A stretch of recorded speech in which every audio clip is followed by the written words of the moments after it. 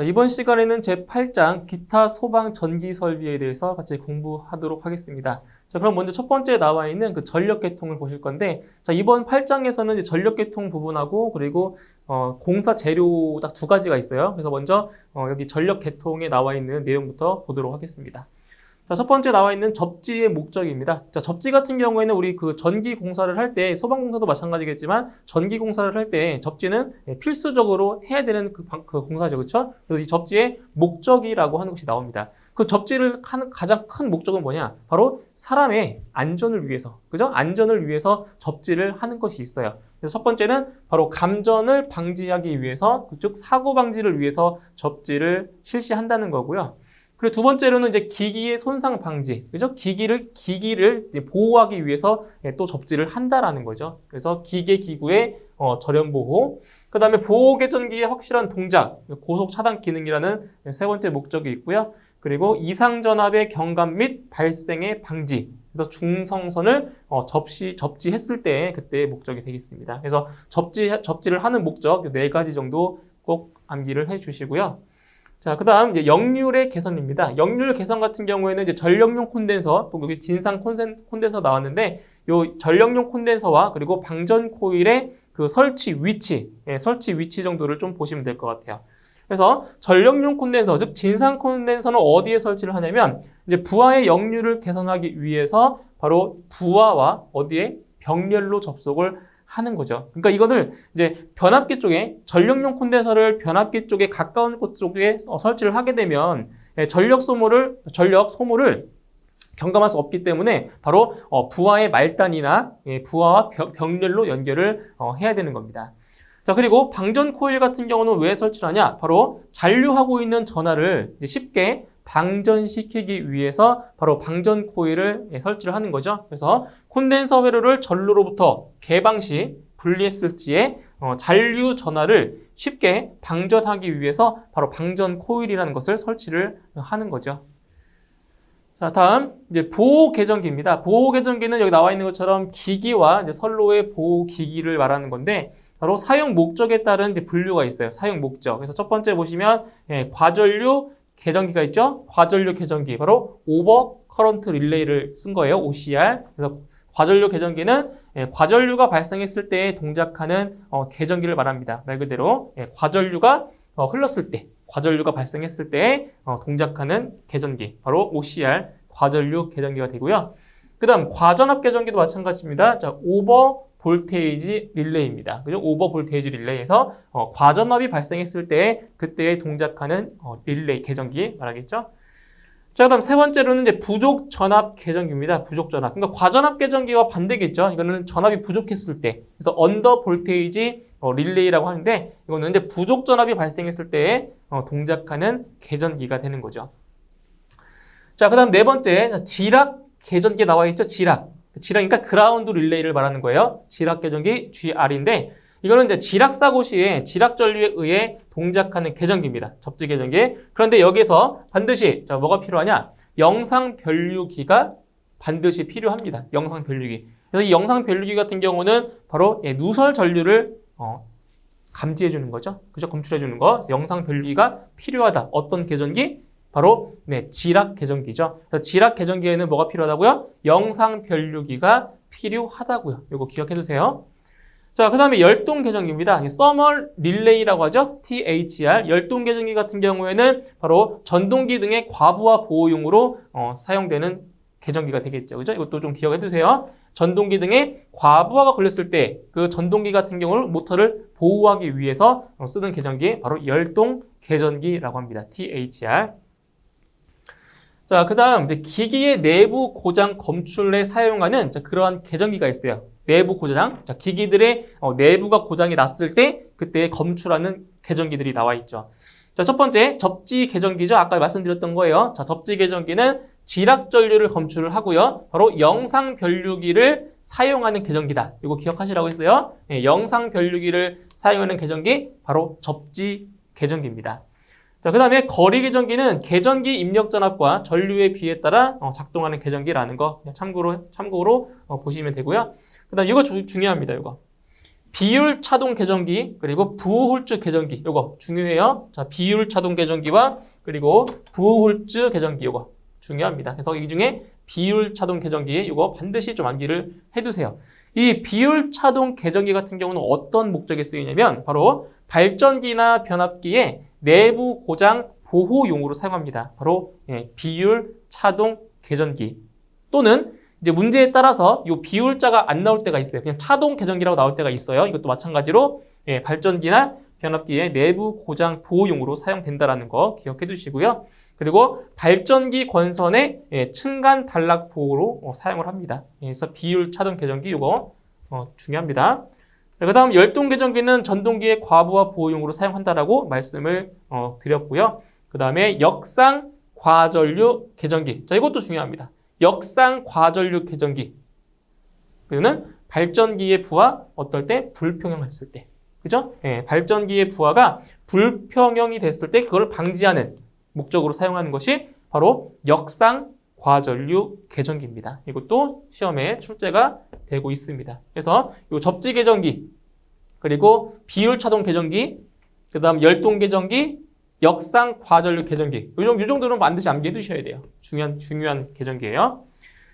자, 그 다음 네 번째 보시면 절연의 종류가 나와 있어요. 그래서 이 분류가 어떻게 나와 있냐면은 지금 그 알파벳 기호로 Y, A, E, B, F, H, C 이렇게 나와 있죠. 그죠? 이게 절연 등급을 지금 나타내줘요. 등급을 나타내주는 거예요. Y등급, A등급 이렇게 나타내주는데 그때 자, 온도가 있습니다. 온도. 그래서 이 Y등급 같은 경우는 온도가 90도고요. A등급은 105도, 그리고 E등급은 120도, B등급이 130도, 그 다음 F등급 155도, H등급이 180도고요. C등급이 바로 180도 이상이 됩니다. 아시겠죠? 이것도 좀 기억을 해두시면 될 것 같아요. 자, 그 다음 전선의 단면적을 계산하는 식이 나와 있어요. 전선의 단면적 계산할 때의 식. 여기 지금 표에 보시면 세 가지로 지금 분류되어 있죠. 자, 어떻게 분류가 되어 있는 거냐면 지금 단상 2선식인 경우, 단상 2선식, 그리고 삼상 3선식, 그 다음 단상 3선식 또는 삼상 4선식인 경우에 전선의 단면적을 구하는 공식이 다릅니다. 그래서 시험에 가장 자주 나오는 건 이거죠. 단상 2선식이랑 그리고 삼상 3선식이 자주 나와요. 그래서 요 단상 3선식 같은 경우는 시험에 많이 나오진 않아요. 거의 나오지 않으니까 좀 그냥 참고만 해주시고요. 단상 2선식 그리고 삼상 3선식. 자, 어디를 구분을 하셔야 되냐면 바로 여기에 있는 상수값입니다. 그러니까 단상 2선식은 35.6을 곱해주고요. 그리고 삼상 3선식인 경우에는 30.8을 곱해요. 이 차이밖에 없어요. 공식은 똑같습니다. 똑같은데 바로 여기 앞에 이 상수값이 다르다는 거. 그래서 이 단상 2선식과 삼상 3선식을 좀 더 집중적으로 암기를 하셔야 되겠습니다. 그래서 전선의 단면적 A는 1000 곱하기 2분의 35.6 곱하기 LI입니다. LI. 그래서 이건 뭐냐? 이 2라고 하는 값은 바로 전압 강하예요. 요거 2가 전압 강하죠. 여기서 나오는 각 선로 간의 전압 강하를 나타내 주고요. 그다음에 L 값은 뭐예요? L 값은 선로의 길이에요. 선로의 길이 L 값. 그리고 이 I는 바로 부하 전류입니다. 부하 전류. 그래서 A는 단면적이 되겠죠. 그 다음에 여기 그 마지막에 단상 3선식 부분에 보시면은 여기 E'이라고 나와 있잖아요. 그죠? E'은 뭐냐? 각 선로 간의 한 선과 중심선 사이의 전압 강하를 E'이라고 부르는 거죠. 이것도 참고만 하시면 돼요. 그래서 시험에 나오는 거는 단상 2선식과 삼상 3선식이 자주 출제가 되니까 이거 좀 집중적으로 보시면 되겠습니다. 자, 그 다음 6번째, 지시전기계기의 구성 요소입니다. 자, 여기에서는 지시전기계기의 구성 요소에 어떠한 것들이 있는지만 자, 알고 계시면 돼요. 자, 어떤 장치가 있냐면 구동장치가 있고요. 그 다음 제어장치, 그 다음 제동장치 이 세 가지가 있다라는 것만 좀 암기를 하시면 됩니다. 그래서 요 제어장치 같은 경우에는 이제 대표적인 게 스프링 제어, 뭐 중력 제어, 전자 제어 같은 것이 있고요. 그리고 이제 제동장치 같은 경우는 공기 제동, 와전류 제동, 뭐 액체 제동 뭐 이런 걸 물어보지는 않아요. 그러니까 이건 참고로 보시면 되고요. 중요한 거는 지시전기 계기의 구성 요소에는 이 세 가지 장치가 있다라는 거 요것만 좀 기억을 해주시면 되겠습니다. 자, 다음 이제 발전기의 용량을 산정하는 이제 식이 나오는데 이 식 같은 경우에는 이제 필기 시험보다는 실기 시험에서 나오는 비중이 높아요. 그래서 어차피 실기 시험을 준비를 하셔야 되기 때문에 이제 미리 좀 설명을 좀 드리는 차원에서 수록을 해놨습니다. 보세요. 자, 발전기의 용량을 구하는 식입니다. 발전기 용량, 요 PN이라고 하는데 이 발전기의 용량은 2분의 1 마이너스 1. 그래서 여기서 2라고 하는 거는 바로 허용 전압 강하요. 그러니까 이러한 값들은 다 문제에 출제가 나온단 말이죠. 조건이. 문제 나오기 때문에 이 식에 대입만 하시면 돼요. 그죠? 그 다음에 XL이라고 하는 값은 과도 리액턴스가 되고요. 이 P가 바로 기동 용량입니다. 그래서 이것도 이제 공식만 조금 기억을 해두시면 크게 어렵지 않게 계산할 수 있습니다. 그래서 이 공식을 기억하시고 문제에 나와 있는 그 조건 값들을 대입을 하시면 되겠습니다.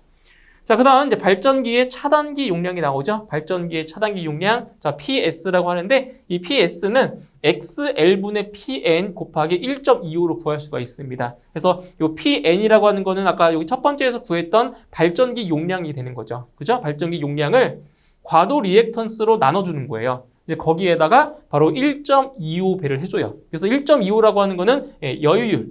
그죠? 여유율을 더 곱해주는 거예요. 여유율 자체를. 차단기 용량을 구할 때. 또 이제 발전기 용량을 구하는 식, 그리고 발전기 차단기 용량을 구하는 식, 이 식을 암기를 하시면 되겠습니다.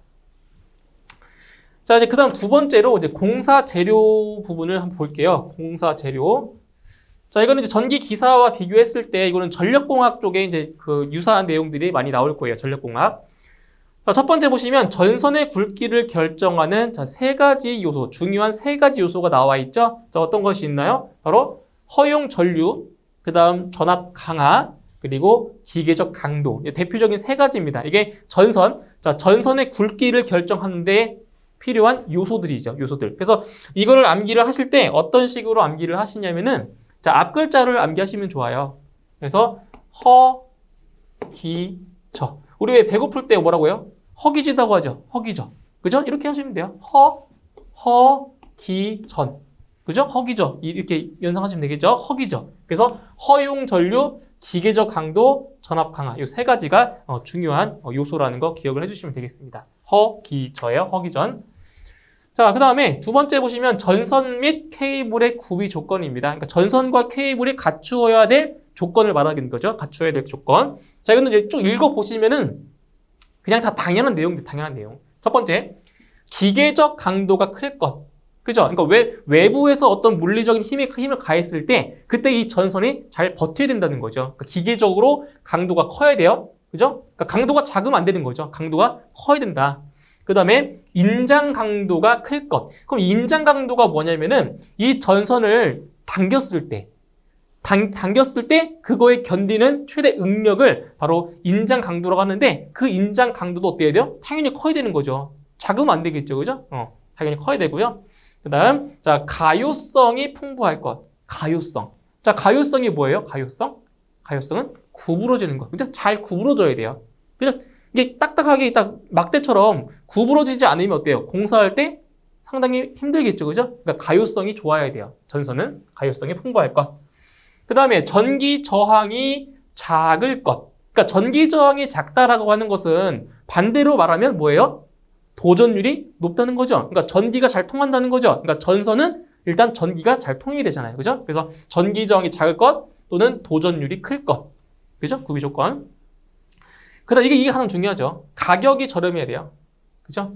가격이 저렴해야 되고요. 그 다음 구입하기 쉬울 것. 그죠? 구입하기 쉬울 것. 그러니까 쉽게 접근성이 있어야 된다는 거예요. 그 다음에 비중이 작을 것. 그러니까 비중이 작다라고 하는 거는 뭐예요? 전선의 중량이, 그죠? 중량이 가볍다는 얘기예요. 그러니까 너무 가볍지도 않고 너무 무겁지도 않게 적당하게. 그러니까 비중이 어때야 돼? 비중이 작아야 돼요. 무거우면 어때요? 무거우면 전선이 축 처지겠죠. 그죠? 그래서 비중이 일단 작아야 되고요. 그 다음 내구성, 내식성이 우수할 것. 그죠? 내구성, 내식성 우수. 그 다음에 시공 및 보수가 용이할 것. 이런 것들. 그러니까 읽어보시면 다 당연한 내용들입니다. 일단 좋아야 되니까. 그죠? 전선이. 자, 그 다음에 전선을 접속했을 때의 주의사항입니다. 자, 전선 같은 경우는 이게 길이가 무한히 길지 않잖아요. 어떨 때에는 전선을 잘라가지고 이어 붙이는 경우도 생기겠죠. 그죠? 공사를 하다 보면. 그때 전선을 접속할 때 자, 주의사항 4가지 정도가 나와 있습니다.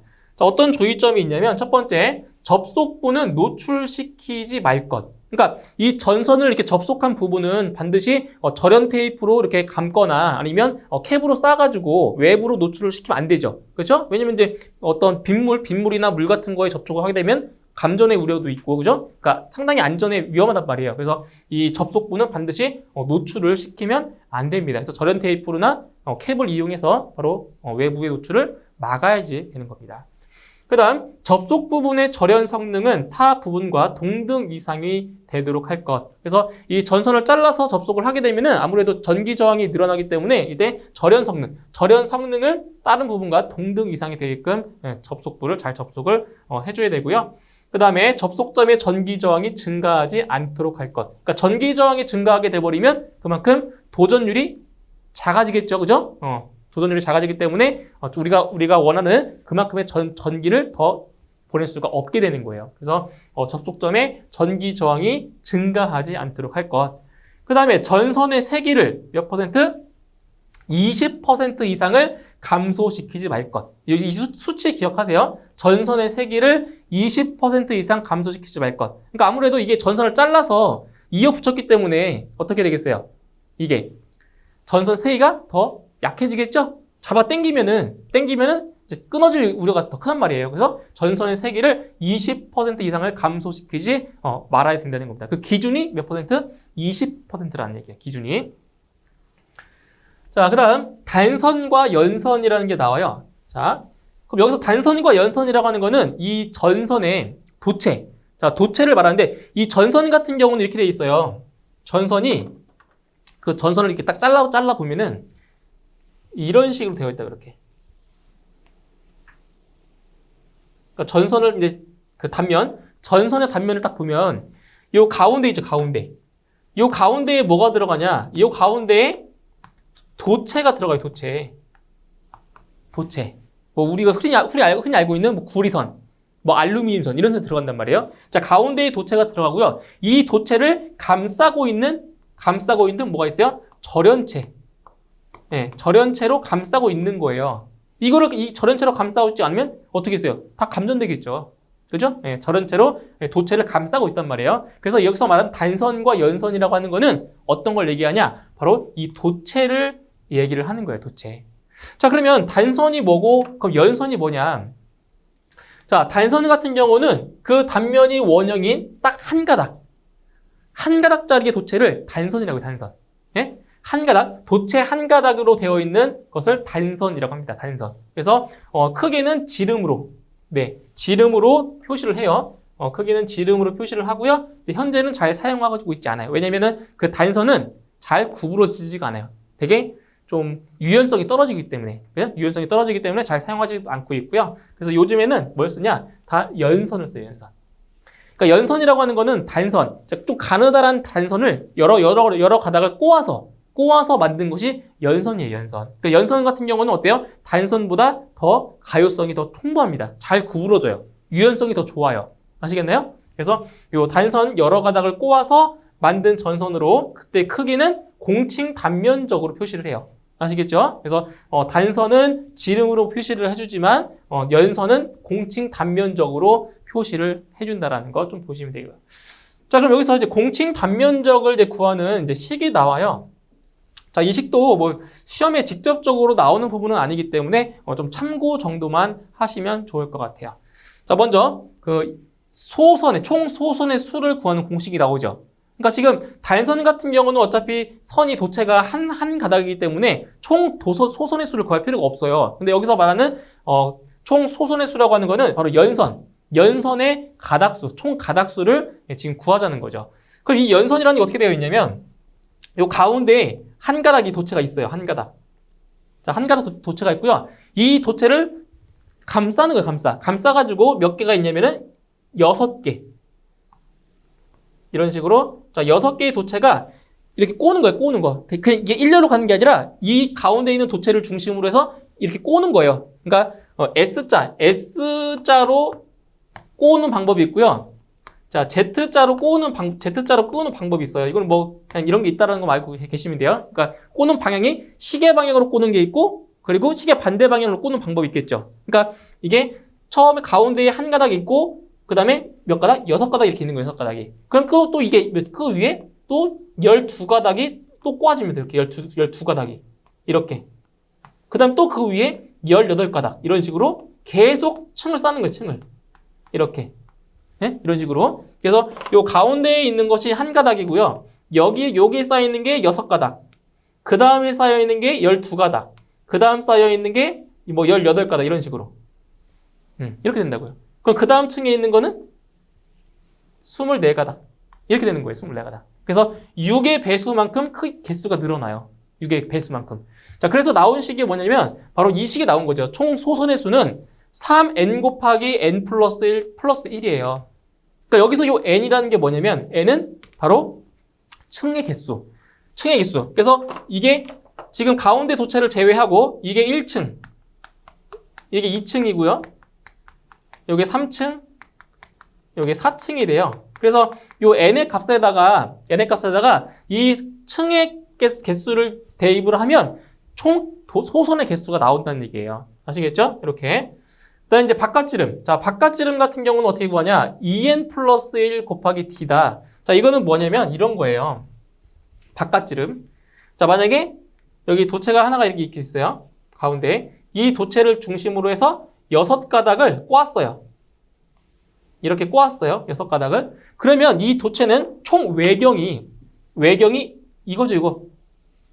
그죠? 이게 외경이죠? 그럼 여기서 이 도체 한 가닥의 직경을 자, D라고 하면 여기도 D죠. 여기도 D가 되는 거죠. 그죠? 그러면 이 도체, 그죠? 이 도체의 바깥지름 외경은 얼마가 되는 거예요? 3D가 돼요, 3D. 3D. 근데 여기에 또 있다. 여기에 도체가 또 이렇게 2층으로 또 꼬았어요, 이렇게. 그럼 여기 몇 개가 있다, 도체가? 총 12개 꼰다고 했죠, 12개. 그렇게 돼버리면 여기에 또 지름이 여기도 D고 여기도 D니까 얼마가 돼요? 그때는 5D가 돼요, 5D. 그러니까 층이 늘어날 때마다 이 직경이 D라는 게 2개씩 더 늘어나잖아요, 2개씩. 그래서 2n 플러스 1 플러스 D가 되는 거예요. 뭐 이거는 뭐 공식을 외울 필요는 없어요. 이런 게 있다라는 것만 좀 이해를 해주시면 되고요. 그럼 여기서 이제 단면적은 어떻게 하면 단면적? 단면적은 간단하죠. 이게 그 도체들을 여러 가닥을 꼬아놓으면 마지막에는 이렇게 동그란 원이 만들어져요, 원이.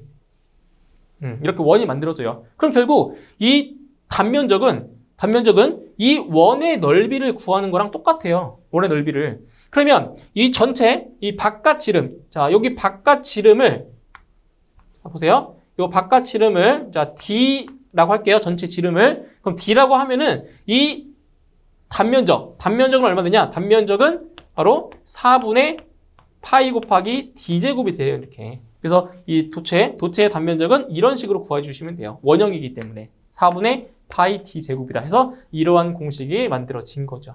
그렇죠? 그래서 여기 이제 단선과 연선 부분은 참고 정도만 해주시면 돼요. 참고.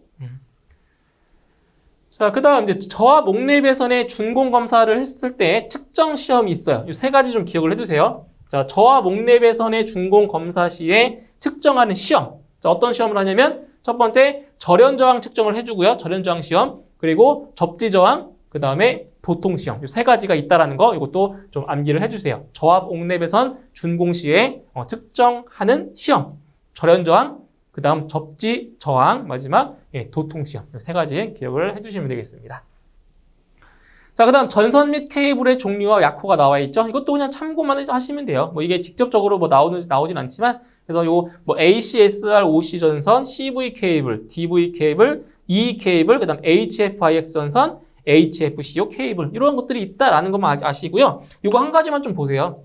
HFIX 전선. 이 전선이 우리 소방에서 쓰고 있는 전선이 다 이거예요. HFIX 전선. 그래서 450에 750V 저독성 난연 가교 폴리올레핀 절연 전선이다. 이 정도는 좀 기억을 해주세요. HFIX 전선이라는 거 소방에서 쓰고 있는 전선이에요. HFIX. 자, 그 다음 이제 공사에서 사용되고 있는 그 부품들이 몇 개 있어요. 그 중에서 몇 개만 설명을 드릴게요. 자, 먼저 이제 부싱이라는 그 부품이 있는데 부싱. 자, 부싱이라고 하는 건 뭐냐? 일종의 부싱은 그 전선의 피복 있죠? 전선의 피복을 보호하기 위해서 그 금속관 끝부분에 취부한 부품이 바로 부싱이에요, 부싱. 그래서 입선 작업 시 관 말단 내부에서 전선의 피복이 그죠? 손상될 수가 있다죠. 그죠? 왜냐면은 그 전선 끝부분이 날카롭기 때문에 이 전선 피복이 벗겨질 수가 있단 말이에요. 그래서 금속관 말단부에 부싱을 끼워 입선 시, 그러니까 관에 그 전선을 넣을 때 전선의 피복이 손상되지 않도록 해주는 게 부싱이라는 거죠. 부싱. 자, 그 다음 로크너트 보세요. 로크너트. 로크너트는 금속관과 박스를 뭐 할 때? 접속할 때. 다시 박스라고 하는 거는 이제 사각 박스가 있고 이제 팔각 박스가 있어요. 박스와 전선관을 연결할 때 자, 관이 박스에 밀착되어 움직이지 않도록 자, 고정시키기 위해서 박스 안쪽과 밖에, 박스 안쪽에도 하고 바깥쪽에도. 그래서 하나가 한 쌍이 두 개예요, 두 개. 안쪽과 바깥쪽. 그래서 박스 안팎에 로크너트 한 쌍을 끼우는 거예요. 그래서 일반적으로 부싱이 한 개가 들어가잖아요. 부싱이 한 개일 때 로크너트는 부싱 개수의 2배입니다. 2배 항상. 왜냐면 안쪽과 바깥쪽에 하니까. 그죠? 2배라고 보시면 돼요. 그러니까 부싱 개수가 4개면 로크너트는 8개. 이런 식으로 좀 이해해 주시면 돼요. 자, 그 다음에 노멀 밴드 나오죠? 노멀 밴드. 이 노멀 밴드는 그 관이 이렇게 직각으로 구부러질 때 사용하는 그 밴드예요. 그래서 매입배관 시 직각 굴곡 부분에 사용하는 것이 자, 노멀 밴드입니다. 관이 직각으로 구부러질 때 쓰는 거예요. 그 다음에 유니버셜 엘보도 마찬가지로 이제 관이 직각으로 구부러질 때 사용하는 그 부품인데 이 노멀 밴드와 유니버셜 엘보의 차이점은 뭐냐? 노멀 밴드는 매입 배관 시에 사용을 하지만 유니버셜 엘보는 노출 배관일 때 사용을 해요. 노출. 그러니까 이건 매입 배관은 관이 이제 안 보이는 거잖아요. 매입하는 거잖아요. 그죠? 근데 노출 배관은 배관이 바깥으로 보인단 말이에요. 그래서 노출 배관일 경우에는 유니버셜 엘보를 사용하고요. 이제 매입 배관인 경우에는 노멀 밴드를 사용을 해요. 이 두 가지 차이점을 기억해 주시면 되고요. 그 다음 유니온 커플링. 커플링 같은 경우는 전선관과 전선관을 연결할 때 사용하는 게 커플링이에요. 근데 여기서 유니온 커플링 같은 경우는 고정되어 움직일 수 없는, 그러니까 금속관이 고정이 딱 돼서 움직일 수 없는 경우에 바로 이 유니온 커플링을 사용하는 거예요. 근데 이제 관이 움직인다. 자, 관이 고정되어 있지 않는 경우에는 일반 커플링을 사용하면 되고요. 이렇게 관이 고정되어 움직이지 않는 경우에는 바로 유니온 커플링을 사용한다는 거죠. 그죠? 그래서 금속관 상호관을 접속할 때 커플링을 사용해요. 자, 그 다음에 링 리듀서 나오죠? 링 리듀서는 뭐냐? 자, 보세요. 자, 박스의 로크아웃 지름보다 작은 지름의 전선관을 접속하는 경우 로크아웃 지름을 작게 하기 위하여 사용하며 관 중심의 이동을 방지하기 위해 돌기를 세 군데 둔다. 그러니까 이 링 리듀서 같은 경우는 자, 보세요. 그 박스와 이제 만약에 관을 연결을 할 때 그 지름이 크기가 안 맞으면 어떻게 되겠어요? 빈 곳이 생기겠죠, 그죠? 그 빈 곳을 얘가 채워주는 거예요, 링 리듀서가. 그래서 박스의 로크아웃 지름보다 작은 지름의 전선관을 접속하는 경우에 이 링 리듀서가 그 공간을 얘가 메꿔준다는 거죠, 링 리듀서. 그 다음에 리머는 뭐냐? 자, 금속관을 절단을 하면 그 끝이 어떻게? 끝이 되게 날카롭겠죠. 금속이니까, 그죠? 그래서 이 리머를 사용해서 이 날카로워진 금속관 말단 내부를 뭐한다? 다듬는 데 사용을 하는 겁니다. 가는 거예요, 가는 것. 리머. 그래서 날카로운 그 금속관 말단 부분을 갈아주는 그러한 역할을 해주는 것이 리머라고 하는 거죠, 리머. 자, 이 정도로 이제 보시면 되고요. 이제 마지막으로 그 전등 설비에 나오는 자, 공식이 몇 가지 있어요. 2가지 지금 보시죠?